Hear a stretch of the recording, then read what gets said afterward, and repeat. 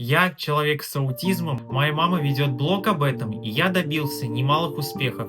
Но иногда приходят вот такие комментарии. А толку от его успехов, если самостоятельным он никогда не станет? Ему всю жизнь нужна будет помощь. Да, это для меня действительно очень непросто, но я изо всех сил стремлюсь к самостоятельности и каждый день учусь чему-то новому. Мое будущее, конечно же, все еще самый главный страх для мамы. Но тем, кто пишет такие комментарии, я хочу сказать так. Во-первых, в ваших словах нет никакой пользы. Во-вторых, никто из вас ничего не может знать наверняка. 5 лет назад мы не могли представить, что я освою так много направлений и буду прекрасно держаться перед камерой. 10 лет назад мы не могли представить, что я буду отлично вести диалог и сам ходить на занятия. 15 лет назад, в свои 5 лет, я еще даже не разговаривал. И то, что кто-то не верит в меня, никак не остановит мои старания и стремления.